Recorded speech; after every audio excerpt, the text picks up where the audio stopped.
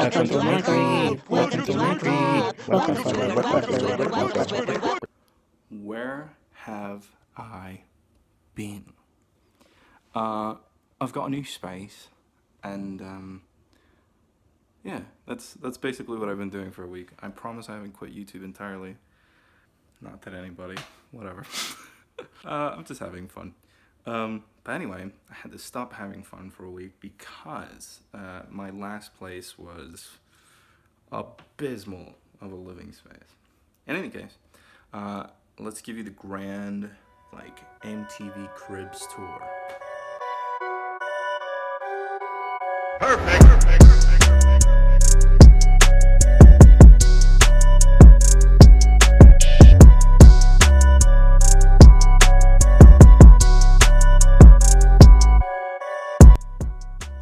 Here's where I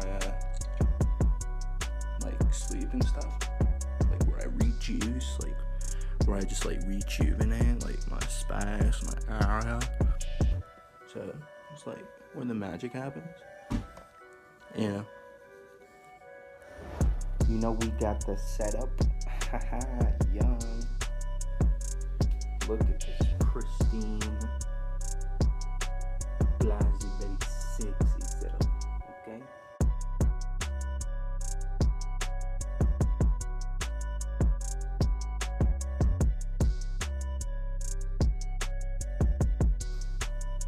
Now let's walk over to the studio.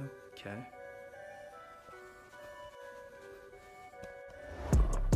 Over here we got the studio. It's where all,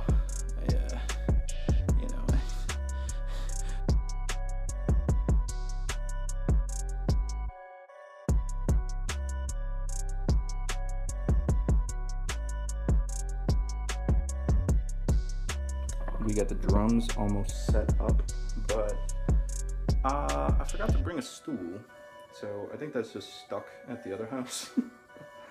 Whoops! But once I get it set up, we'll start making the magic happen. We got our wall decor, right? Very classy, very sexy. Over here, we've got the closet. Don't look down, it's messy. I'm still moving in. And then finally, but not leastly, we've got the mess of a pile that happens when you're trying to move into a place. There it is. Get it out of the way. I hope it doesn't show in the video when I'm recording, but that's the room for now. And yeah, pretty happy with the space. Pretty nice, large. Oh, the most important part. I forgot the outside view. Wonder if it's too bright to show, but I know it's just the backyard, but if you look further, there's farmland. Nice open land that you can view, and feels very groundy, rustic, nice. So I'm a fan of it. Plus, it's dirt cheap. Won't say, but it's dirt cheap. All right. The world has been wondering, where is Paper Mario? Where is our Paper Mario savior? Who can save us from being creased into a dove or something? I don't know. Why is this camera quality so poor? Well, I'm here to answer all your questions. Good people of YouTube, hear me now. I have been dying to get back to playing Paper Mario because honestly it's super fun, and I feel like the story will probably develop into something. I've only heard good reviews. Develop into something better, I mean. But as you can see, I'm in a totally different environment, not in a shitty basement.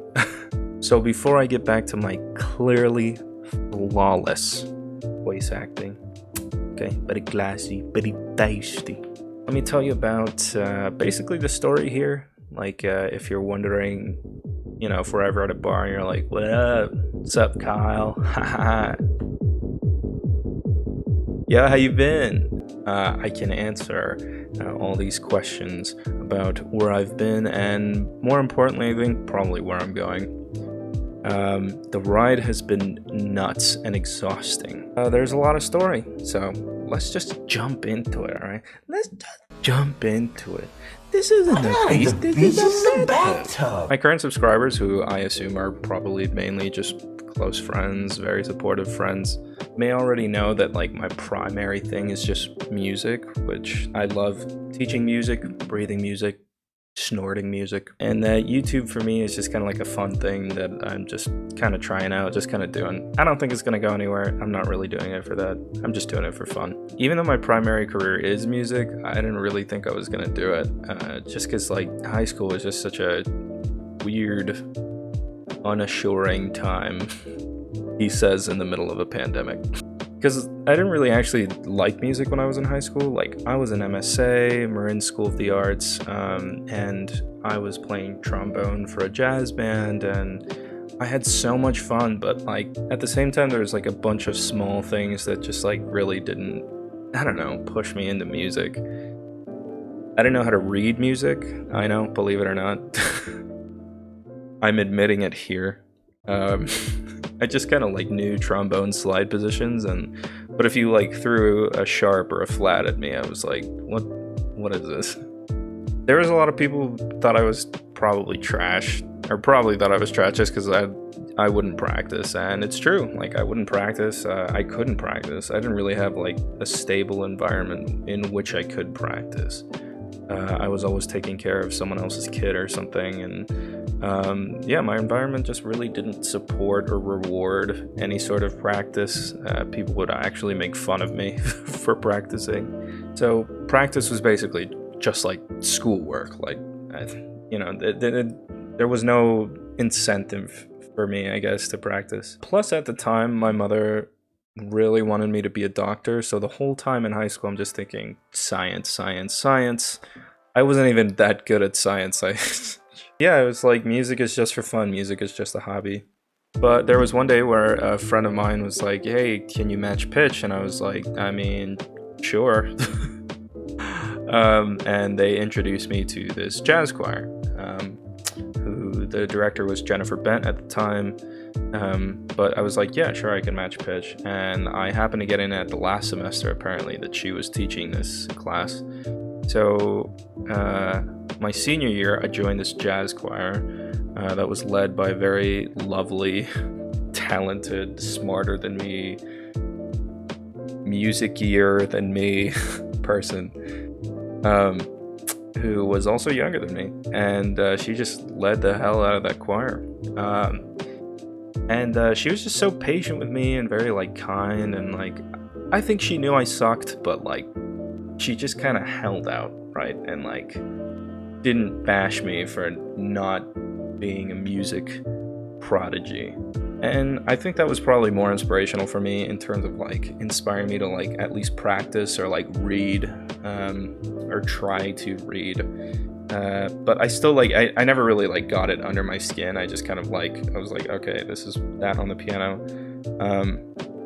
I had taken piano lessons before, but it was more how to play music as opposed to how to read music. So I would just feel it out. And that patience that she had for me, like really just like instilled this like love of music that I hadn't really experienced before. And so there was like this seed that was planted in me that just kind of like continued to grow. But the whole time I'm still thinking like, I'm gonna go do science at school.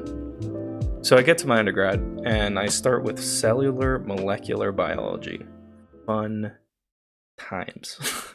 And this is probably where the most confusing time was. I mean, I had like relationship problems, and I was like far away from home, and like I just like there was just a mess of things, and so it was really just like difficult to be like, where am I going? What am I doing here?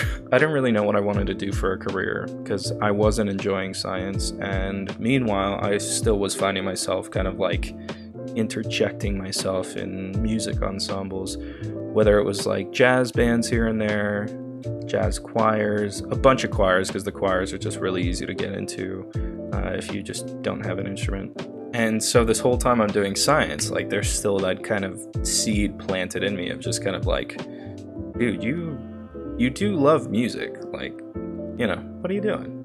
And so secretly the whole time, like behind my mother's back, I was just kind of like, man, I didn't really talk to her about it because I couldn't. Like, she was supporting my science career, and I was afraid that she wouldn't support my music career, which although she went to like my concerts, she was never thrilled at the idea of me trying to pursue music professionally.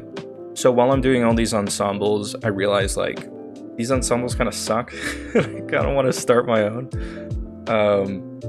Just because of that one friend who inspired me, I was like, man, I'm going to take the way that she taught things. I'm going to run with that, and I'm going to try to teach my own ensemble in the way that she did. So about a year into teaching this jazz choir, I was like, fuck it. I just want to do music. I just love the teaching process. I absolutely love the teaching process. And so for the next 3 years, I would like create like this family tight-knit group where we just loved singing together. I had such people that would practice so hard under my direction, and like it was just so inspiring, and I felt like it pushed me in a direction where it was like, wow, the outcome of this is so wonderful. We were pushed to do several really important gigs as a part of the school. We went to the Reno Jazz Festival to represent them. And it was just really inspiring to be able to work with these people that like truly loved music. And on top of loving music, they would just like, it was just such a learning experience for me in terms of like leadership, friendship, love, loss, you name it, like all of it there, just condensed into one. Some of us actually even ended up living together, and that taught me a lot more about the friendships and love and loss part. Like a lot more. All right. Oh my God. I no longer am a fan of this bit. But some of those friendships I cherish to this day, and I still keep in touch with them, and it's nice to hear back from those people. And I hope one day I'm financially stable enough to a point where I can like go back and pay my due visits. Now finally, my master's degree. My master's degree was like a giant roller coaster of emotions.